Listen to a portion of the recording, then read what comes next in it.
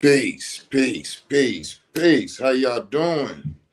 It's your boy Sincere Seven representing the Psychoanaut Academy Detroit, as well as co-founder of the House of Genesis. Just coming in to just kick it. You know what I'm saying? It's not gonna be too long. I don't think it's gonna be too long. It's not a plan on it. Um, but I did want to just come on and just give a word to our peoples. You know what I'm saying? Collectively. And I just wanted to let it be known that a lot of people have a good heart when they're trying to tell you to come out of that rut, to not spend too much time feeling like that something needs to be done. You need to get out. You need to go somewhere. You need to get back into the world. And I just want to take a minute to share and invite you all to understand that it is completely okay to not be okay. And I'm saying this because just the other day I had a consultation with a client. We sat down, have cushion coffee with a cap. And in the discussion, it was brought up about like stagnancy, being stagnant, not doing anything.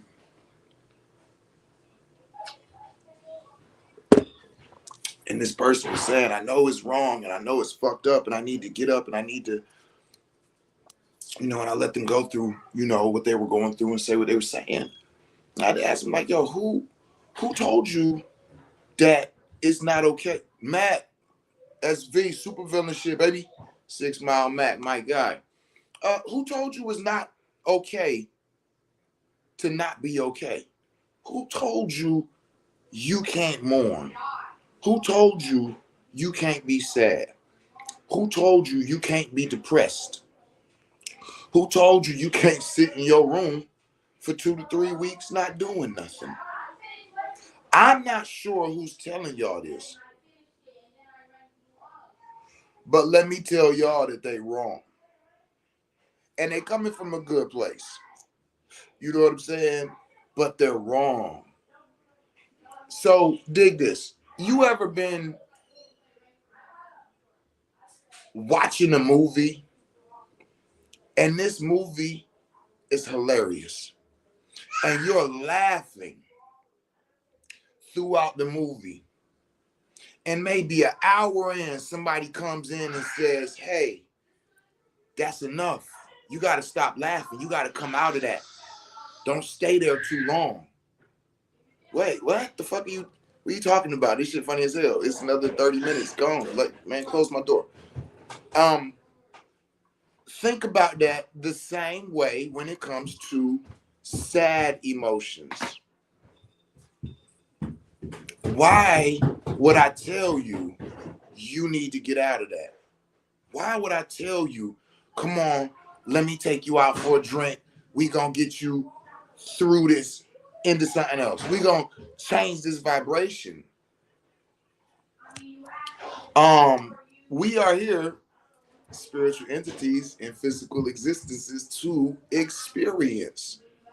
There is no feeling or emotion that we need to run from. And so we have people who are going through something difficult, something challenging, something painful. And now on top of that, they're being told that they can't go through their emotions for too long, that they got to switch it up and be something else. Well, I'm going to tell you, you didn't spend too much in this room. No, I might come check on you. You need me? How you feeling? You want to get out? You want to? No, I just want to lay here. I just want to. All right, cool. I'll be back in another week. And if you still feel that way, who am I to tell you you need to get up? You should be. No, I don't know what you're going through. First of all, even if you told me something, I still don't know what you're going through. Second of all, I don't know how long that process takes. This is mourning a breakup. This is mourning the loss of a loved one. This is depression.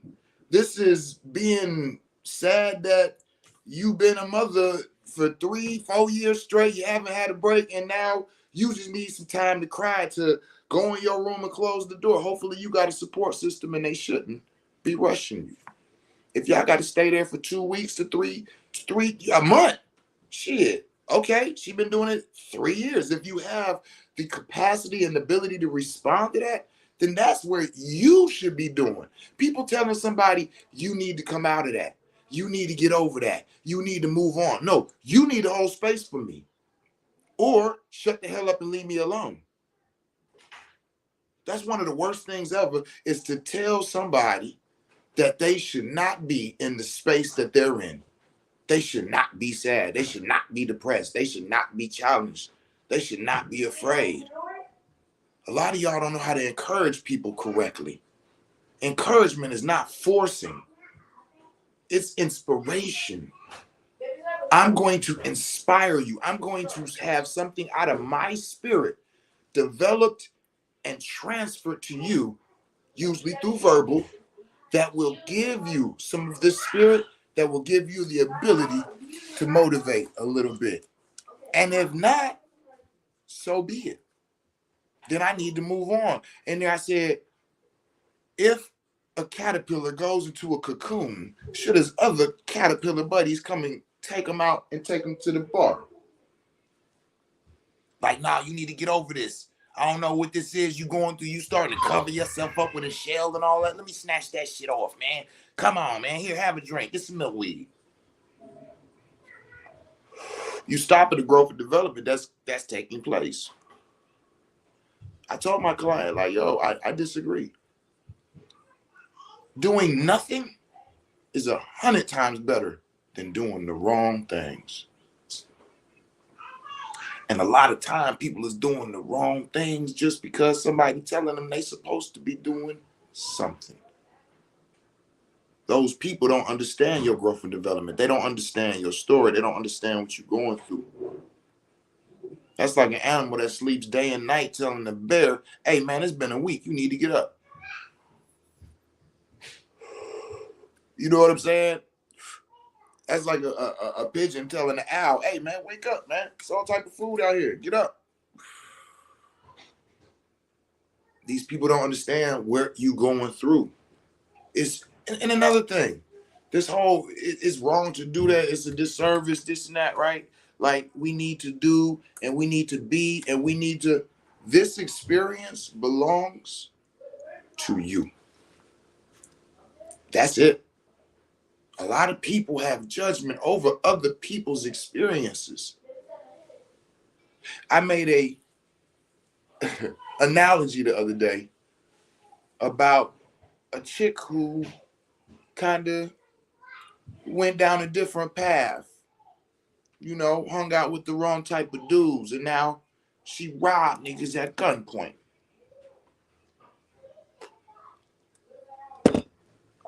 One of her victims thought it was a joke. You know what I'm saying? Tried to take the Roscoe out of his hand, and she popped him. Popped him in the leg and shit. Oh! Then went through his pockets, took his shit and dipped, right? And then she meet this chick and they talking. You know, whoop whoop, getting money, da da da da. She say, what you do? She said, girl, I sell pussy. What? You what? I sell shit, I trick, I sell pussy. Chick say, oh, hell no.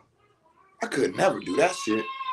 Other chick say, well, shit, I could never go out here and rob and shoot people for their money. No judgment on neither one of them. But their past was different. Why? Because the choices that they made, what they wanted to go through, what they want to experience is different. That's everybody out here.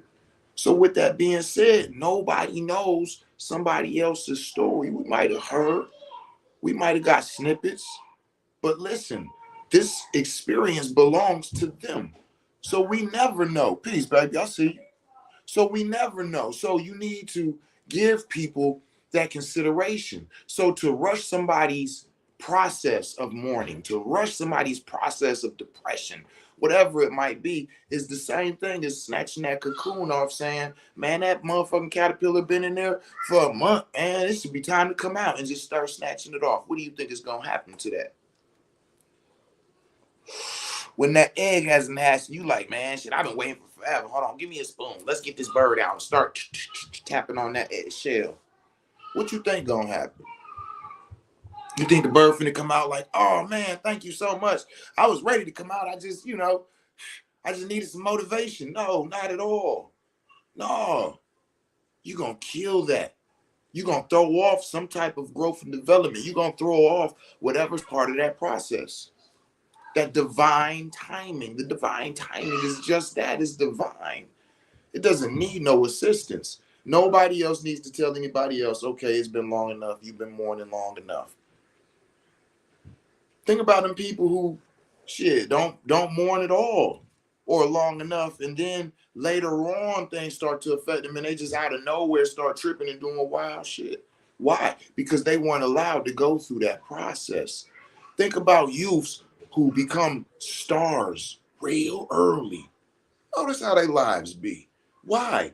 Because they was thrown into adulthood too early.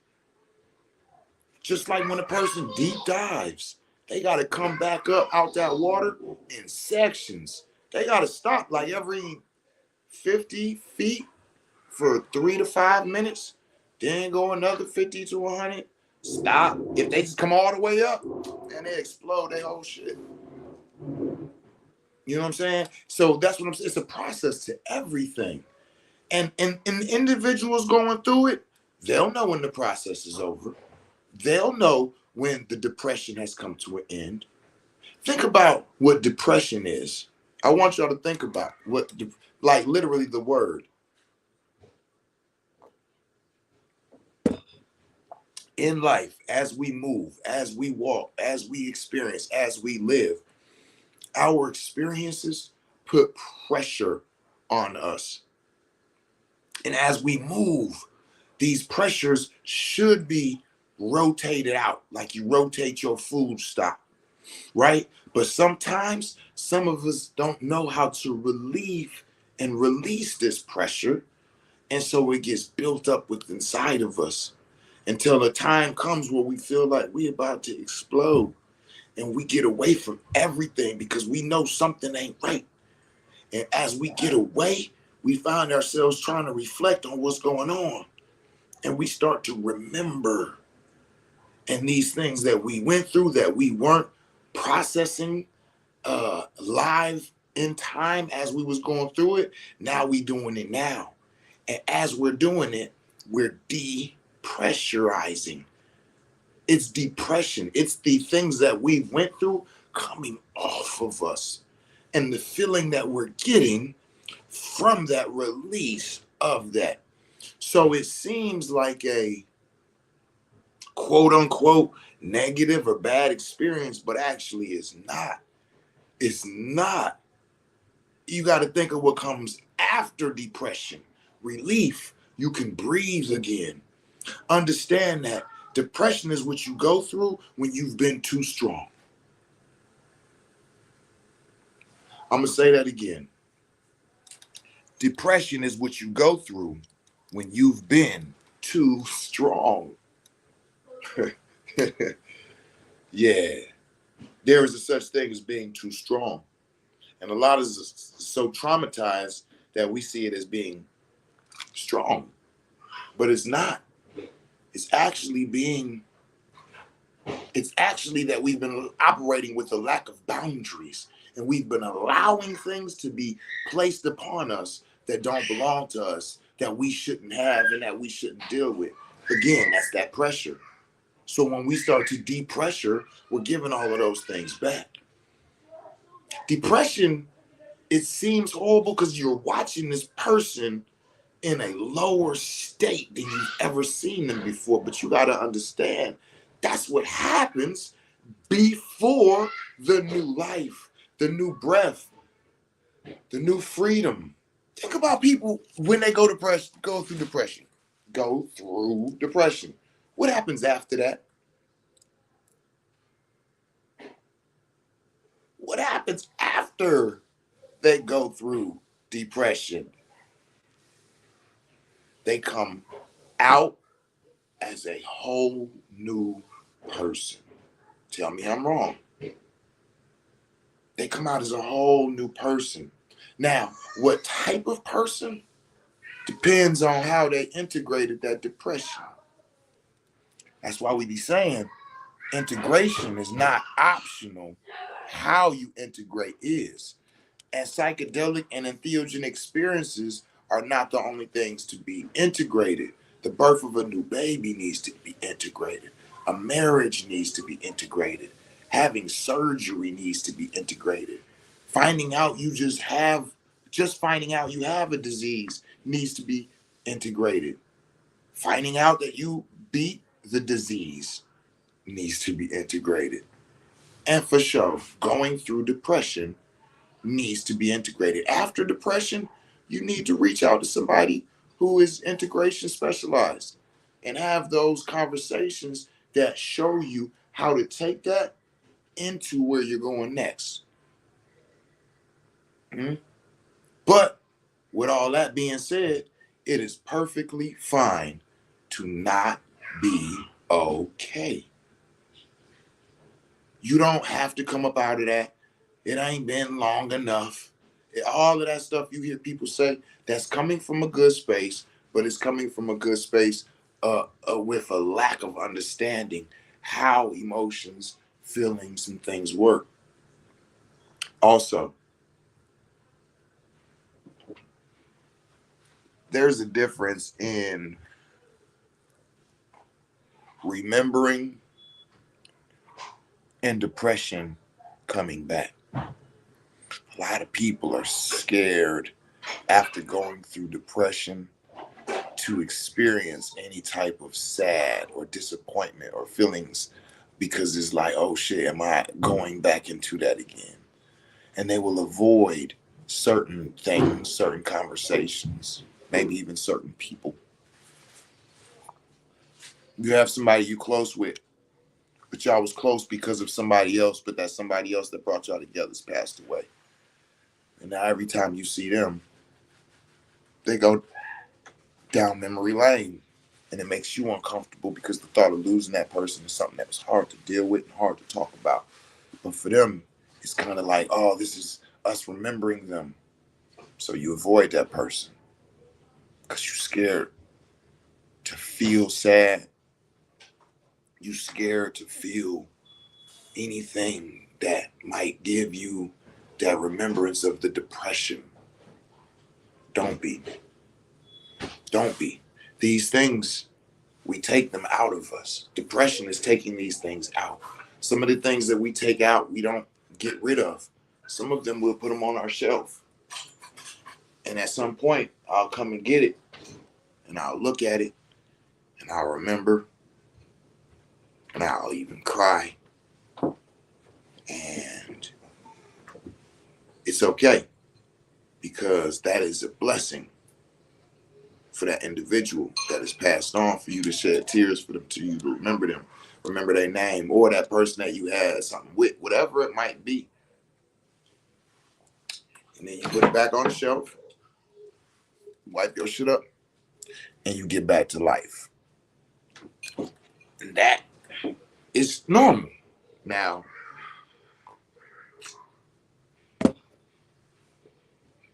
you peel that off the shelf and you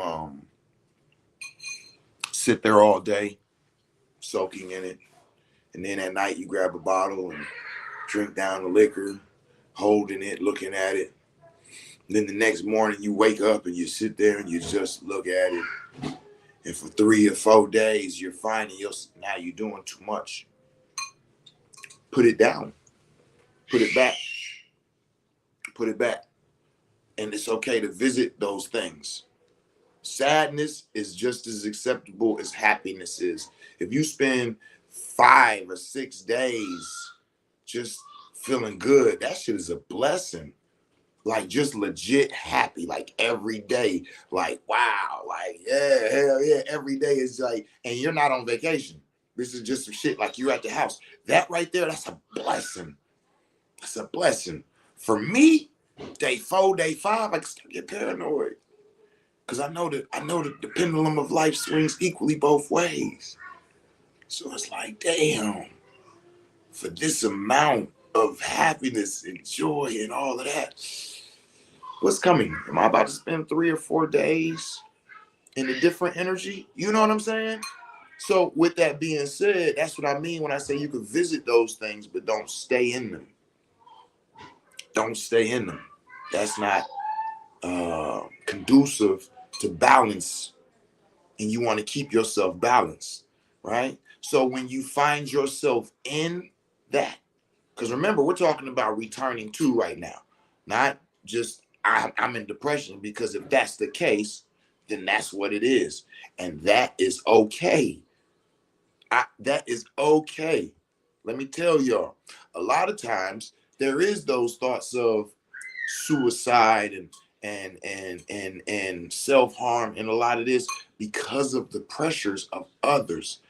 It puts people in a shame space. Like, damn, I'm feeling sad and I'm crying and I'm in this room and they out there talking about something wrong with me. Maybe I just need to get the fuck out of here. No, nothing's wrong with you. Go through it. If you need us, we right here. I just came to check on you. These are natural processes. It will work itself through.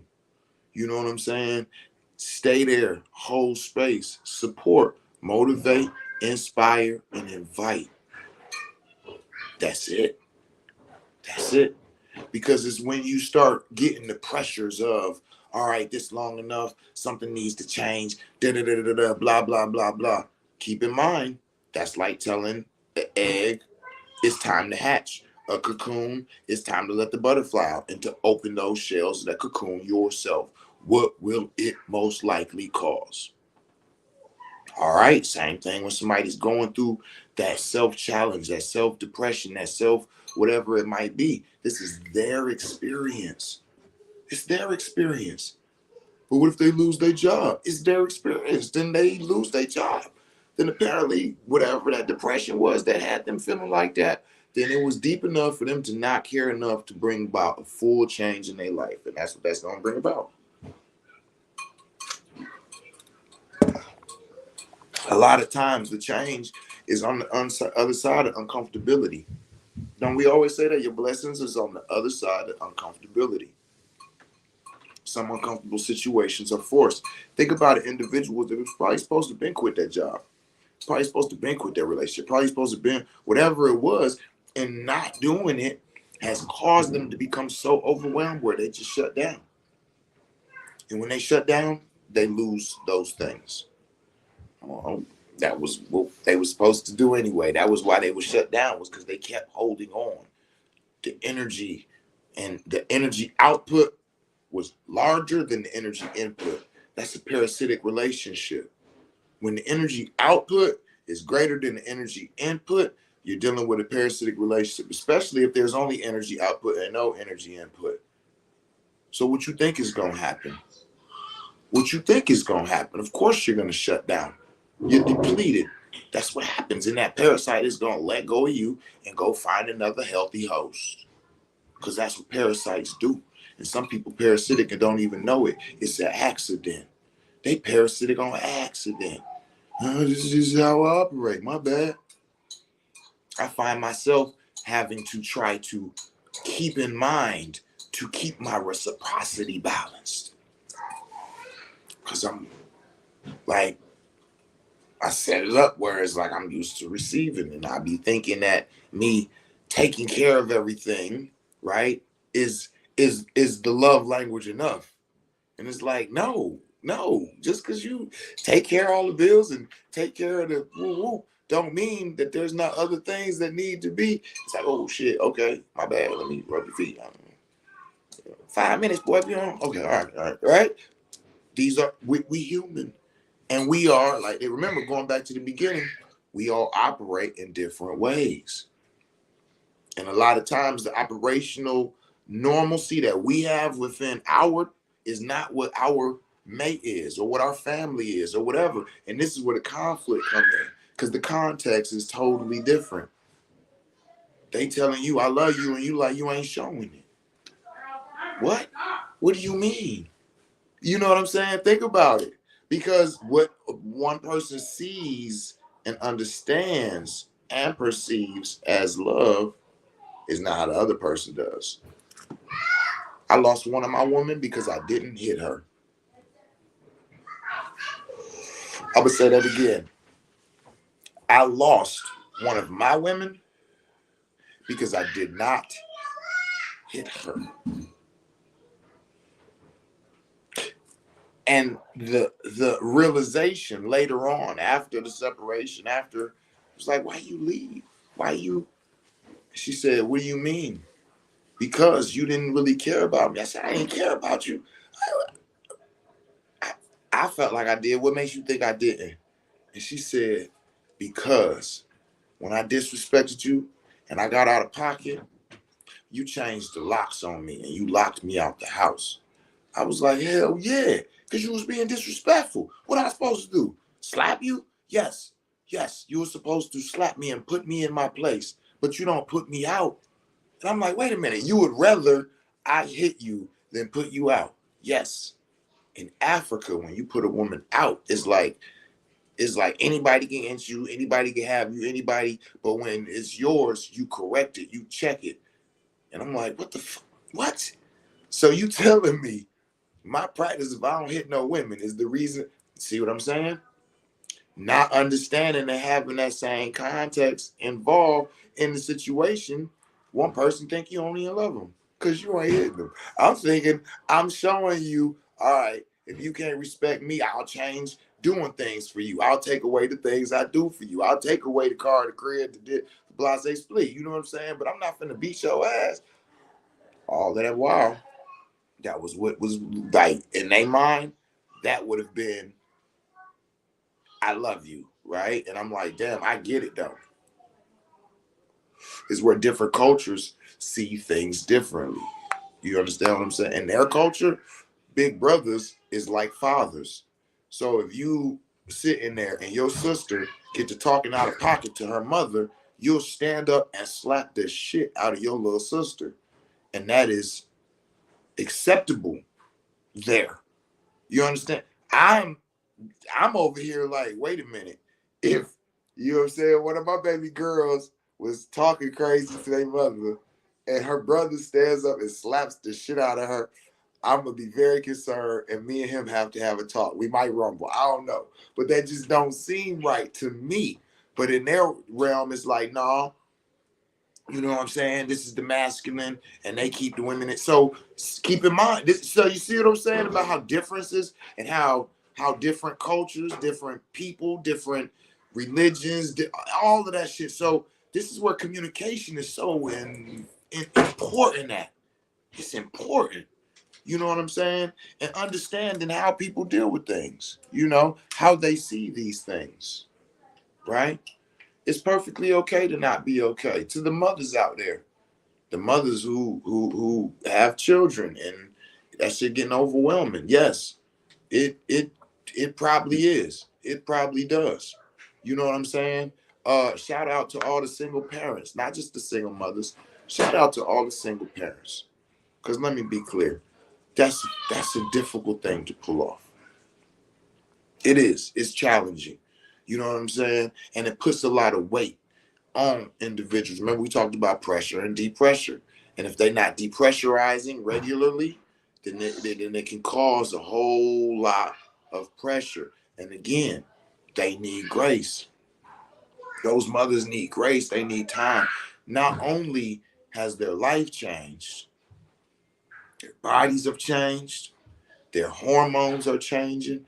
After having the baby, everything has to quote unquote go back to normal. That takes up to 2 years.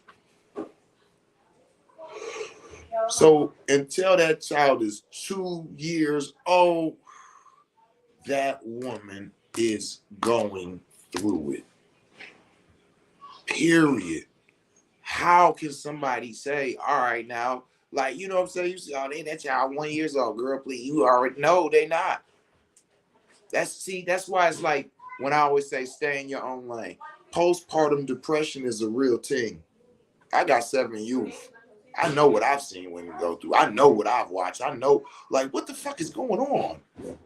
You know what I'm saying? What the fuck is going on? I'm sitting there going, what the fuck is wrong with her? This motherfucker's tripping right now. I didn't understand it fully. After 7 children, oh no. Oh, I get it. I get it. I've seen it so many times. Especially, as if they need an especially mothers who birth sons. I need y'all to understand something. When a woman becomes pregnant with a son, she now has something in her body that she has never had. Go ahead, do your thing. I ain't tripping. And that's a Y chromosome. She has a Y chromosome that is now part of her growing inside of her, which causes the need for certain hormones and things to be supplied to this Y chromosome that she has never experienced. When we say women is the first shaman, this is what we're talking about. Women are naturally shaman. She now is connected to a male child that is developing in her womb. If you think that that doesn't cause an uproar of changes within her everything, come on, man, let's stop playing. Yeah, they need grace. Yeah, they need comfort. Yeah, they need patience. Yeah, they need a break. That's one of the greatest things that we can give to them. Yeah. Take the children. Go here. Go somewhere. Here. Go do 3 days somewhere. Pump enough breast milk. I got it. That's all they really want is a break. You got to understand, they've been walking around carrying this baby inside of them for 9 months. Now they walking around carrying this baby on their titty for a year to 2 years. Again, hormones, changes. So if she breastfeeds, that's another thing to add to the list. You know what I mean? So these things need to be kept in mind. So yeah, no. Again, same thing. Who are we to tell somebody how long it should be, or that somebody should be taking to recover or to balance themselves, to find happiness again, to find joy, to find a want to move on. A lot of times you got to find a new why. I always say go back to the why. Y'all hear the background? It's my whys. These are my whys. That's why when they take it from me, I have to redevelop myself and rebalance myself and remake myself and give myself new whys. Sometimes it takes a minute. Why? Sometimes that takes a while to figure out. Give people that time. Don't tell nobody they should be done. It's too long. They need to come out of that energy. Don't stay in that energy for too long. The fuck? Don't stay in that cocoon for too long. Don't stay in that eggshell for too long. You take as long as you need. That's what's real. You take as long as you need. And to those people who ain't patient and can't wait for you, let the wind blow them on. Because when you come out a new person, there'll be new people around you. Those people can support you. Those people can love you in the language that you can understand it in. Those of y'all who love somebody and you want the best for them, you support them, you hold space for them, you let them know you're there. You ask them, how can I assist you? Is there anything I can do for you? Not tell them to come out of it. How can I help you in this time? How can I assist you through this? How can I be of service to you? Those are the only things that we should be saying. Never tell nobody, all right, that's long enough. You need to come out of this. Don't do that. Don't do that. Hold space, hold compassion, hold understanding, and offer assistance. How can I assist you in this time? You need somebody to talk to. You want to get some shit off your chest. You want somebody to just listen to you. I ain't got to talk. I shut the fuck up. You can just tell me. You can just talk.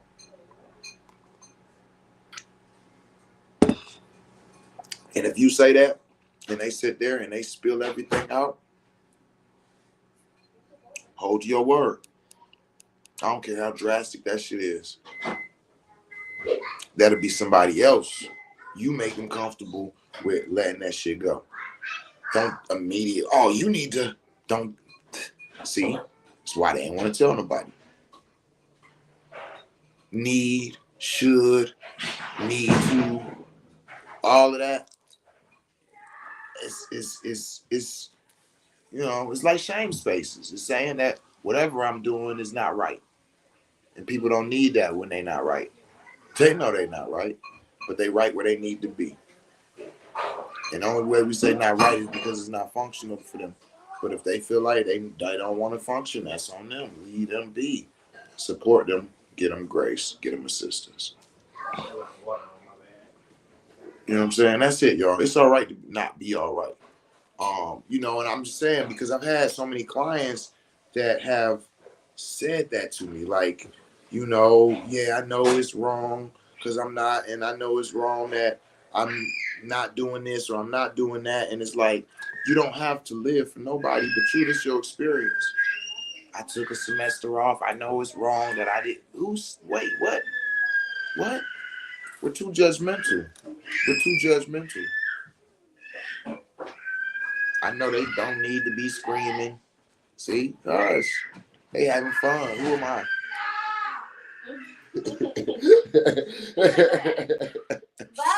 Bye-bye. You know, so yeah, that's my message of the day. You know what I'm saying? It's okay to not be okay. It's okay to take time for yourself. It's okay to take space for yourself. It's okay to not be okay. And that's it. It's okay to scream. It's okay to yell. It's okay to cry. It's okay to lay behind the couch for 2-3 days. I've done it.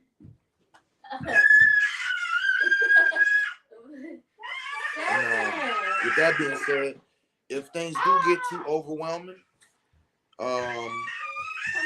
to a point where you're feeling things you shouldn't be feeling, and you don't know what to do, who to talk to, whatever, hit me up. Hit me up. We can kick it. We can kick it. Don't eat it. Go throw it away. Because I'm going to let you be you. I'm going to let you express yourself. You know what I'm saying? Yo, man. But, yeah, that's it, y'all. We need to support each other. Don't rush each other. Don't push us through. Get some cacao. That's what I'm sipping on right now, y'all. Ask that person if they want some cacao. If they don't mind drinking some hot cocoa. Make them some real natural 100% cacao, a little coconut milk, blend it up, get it frothy, put a little honey in it, some cinnamon and ginger. And sit there and drink that cacao with them and let that pathogen work on their heart. And see if that, you know, brings them to a point where they want to share, where they want to open up, you know. Ask them if they're okay with a little microdose being in the cacao. Yeah, you know. I find these things to be effective, very effective. But it's not about bringing them out of anything. It's about just offering them comfort in other places, in conversation, and just sharing space. We can sit here and not say nothing. Let's just grab a book. I'm going to read. You can stare at the wall. You know what I'm saying? Hold space. That's what holding space is about. Holding space is like being there and offering comfort while an individual is going. It ain't really even offering comfort. Some people don't need you to offer comfort. It's just being there and observing them go through their process. Sometimes that's needed. And a lot of people don't know how to do that because they get around the people and they start talking and they start trying to fix them. There's nothing wrong with them. They're going through a process. I only want to talk if you want to talk. I want to talk about what you want to talk about. Now, if you like, no, just talk to me about anything, just so I can get my mind off the bed. All right. You know what I'm saying? And I'm good at that. I'll get into a conversation. I'll bring about like a mindset to where you'll let go of something to grasp onto this real quick. It's an art, you know? And sometimes that's what they need, you know? Sometimes they just need a good screen. But, you know, allow people to go through their processes. Let's not rush them. It's okay to not be okay. You know what I'm saying? Sometimes I ask people, I ask my children, you okay? They'd be like, no. I'm like, okay. Is there anything I can do to assist you? And if they say no, okay, I walk away. No, that was a good answer. All right, cool. Yes, all right, what's that? I need to talk. All right, let's talk. You know, I need, whatever it might be, right? And if you can hold space and you okay with the request, then you offer, like, follow through. You know, I need to go to the bar. I need to eat some blackened salmon with some mashed potatoes and some asparagus and have a few shots of green tea with my partners in there.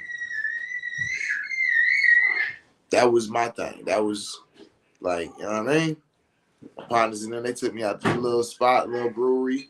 I ain't really a heavy drinker, so it's kind of like socially. Like when I get together with my partners in them, if they like, yo, let's crack a bottle, I'm with it, right? And so boom, they took me to the bar one day. I had a couple shots of some green tea. I'm like, yo, this is dope. You know what I'm saying? Like, I ain't really been to like the bar club scene since I was in my 20s type. You know what I'm saying? I wasn't the bar type after that. So it was dope. It was, we talking to people, kicking it, eating good food, drinking drinks, laughing, slapping five. It was a dope thing. So, later on I went through something. I was feeling down. And I was like, hey, I need my partners in them whole space for me, man. Let's go to the bar. You know what I'm saying? And so I found that to be something that, I could see that if at some point in the future I'm not feeling good, or I'm feeling down, or I'm going through it, that might be something that I request to, for them to hold space for me at that environment, drinking, because that gives me like the freedom to feel better about talking about things. Yeah. Because when you're frustrated and you have eyes on you. You're supposed to be strong. You're supposed to be wise. You're supposed to be all of these things. And you just want to be weak and cry and throw temper tantrums and let your Cancer moon side show, right? You know what I'm saying? But nah, the ego got you like, nah, we gonna stand tall, you know. But you get that ego, occupied with a drink or two, and the ego goes stumbling away, and then the other party you get to. Yeah, that's why they call them spirits. You know what I'm saying? You're replacing one spirit or vibration that you have, your energy, and you're changing it to a different energy or spirit or vibration. And you got to be careful because different spirits bring about different spirits. So you got to know your drink, because see, that's where you mess up at. That's where you mess up at, because that's where people fall into the trap of even alcoholism. Because when they fall into one of them, they enjoyed it so much that they try to revisit this every day. It's like, oh shit, he getting possessed. You see, he getting possessed, and you got to stop. You got to stop. And that's where people be concerned with people going through things. So going through things is fine. Finding a replacement for the feelings is not. If you want to go through things and you want to not be okay, then that's fine. But don't be utilizing things to numb out the feeling of what you're accepting. You're accepting being sad. You're accepting depression. You're accepting frustration. These are things that we accept to go through. And when we do, then you go through it. You don't block it out. You don't use substances to fight it. That's where you start fucking up at. You chose to go in there and deal with that state of consciousness. When you done, come back to your regular state of consciousness, and then you can proceed with your alternative vices. But when you decide to allow that depression to take place, no, there's no need to use mind altering substances. Why are you going through that? That's a process within itself. Why alter that? You know what I'm saying? Even going in deep, you know what I mean, on the mushrooms. This is not something that I run directly to when people have depression. I would say start off with the microdoses. Start off with the motivation and the inspiration within self first. See, because now if you're using this as a escape from the emotions, then you're going to start dealing with your emotions in that same way. I need to escape these emotions, so I'm gonna use this. Oh, okay, now I'm going through this emotion, I'm gonna use this. Some people avoid love and go to sex. They're escaping the emotion to run towards a replacement. This is where it gets dangerous at. And so it's kind of like a compromise. We'll let you stay in that your space as long as you're practicing healthy in that space. Please. You know what I'm saying? As long as while you're in that space, you're not self-sabotaging. You're not causing harm to yourself and others. That's different. You know. But other than that, you know what I mean? Just be aware of each other and allow each other to go through those processes. And tell somebody that you love them in a language they can understand it in. Peace. I went up there today. I took 2 buses up there today. And then, what did he say? His